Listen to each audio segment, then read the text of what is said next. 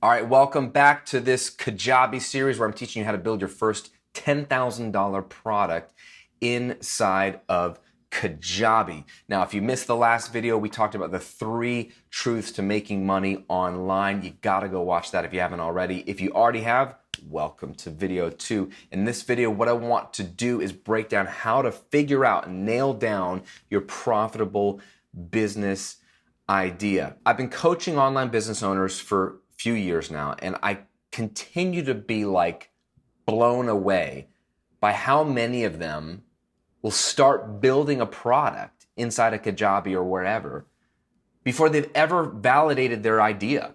Like they've never thought about, is this an idea people care about?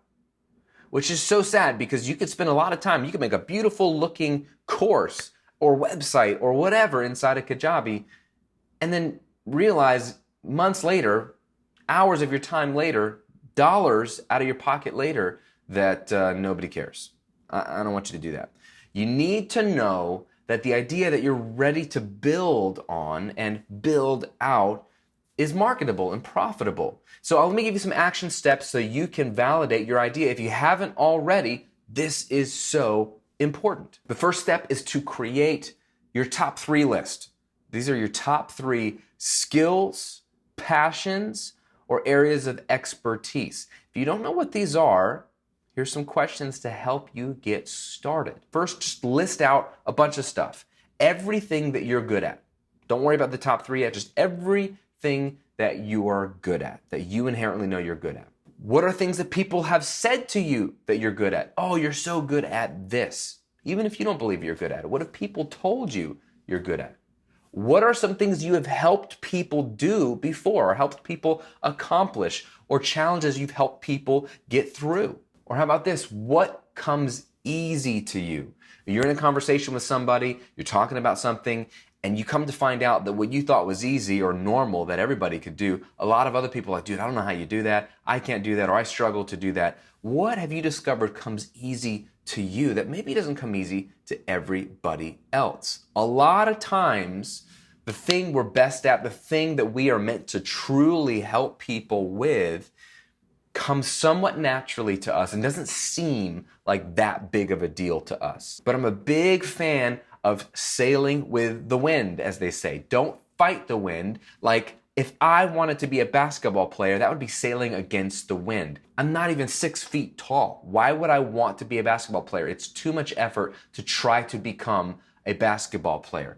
What am I good at? What is already blowing my sails? Which direction am I already going in life? That it comes easy, it's a natural fit. I've got some skills and passions and expertise there. That's what I want you to think about.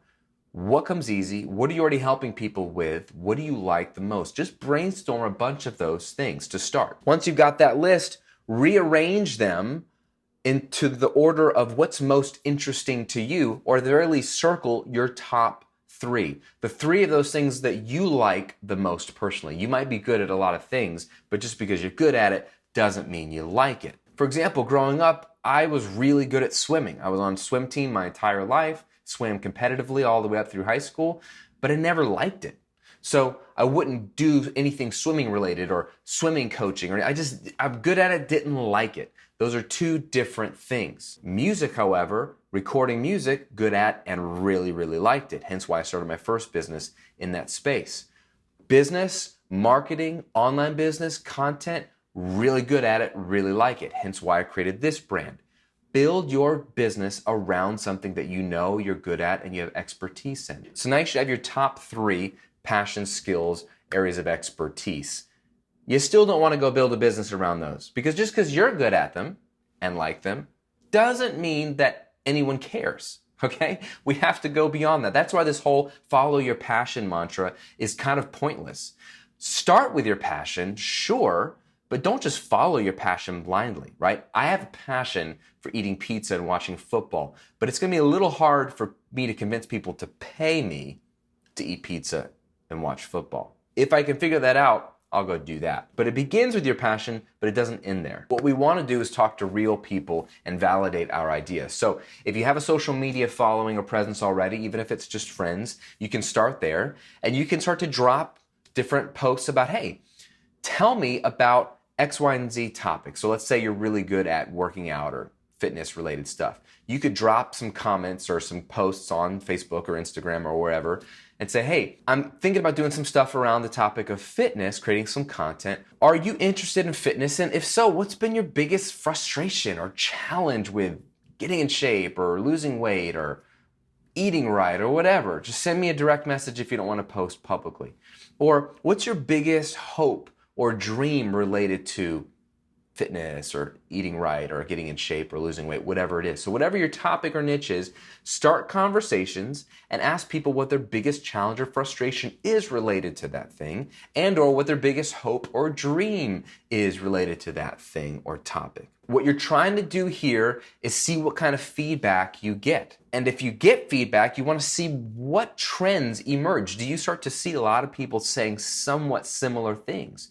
You might have an idea of what people believe in or what they're struggling with or what they desire, but that might become more clarified as you get feedback. Take note of any interesting trends. Ask your actual friends in real life these things as well. Now, if you don't get any feedback, if it's just crickets, you might be on an idea that just isn't interesting to people, but you're not sure yet. So to validate that, you can move outside of your circle of friends and go see if there are any Facebook groups or Reddit forums or Reddit threads on that topic. If there are a ton of Facebook groups on that topic, that's a good indicator that a lot of people care. You can start to join some of those groups if they're free, and you can start to peruse those groups and see what people are saying there.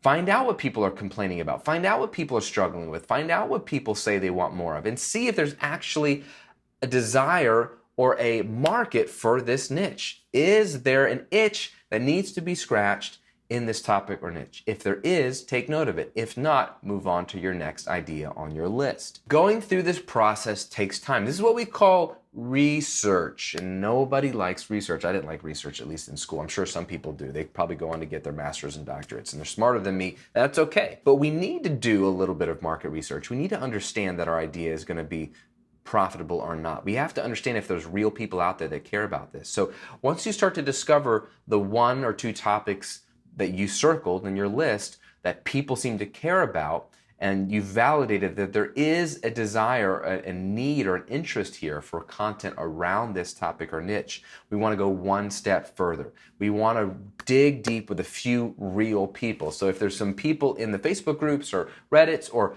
people on social media that follow you that have expressed interest, pick a few of those people and ask them offline or on DM messages or something or via email if you can dig a little deeper. Maybe jump on a Skype call or Zoom call and ask them a few more questions. Really get to know 2 or 3 people at a much deeper level to get a clearer picture of what they struggle with and a clearer picture of what a win is for them. Like, what would a win be for them? You also want to find out, what have they tried before?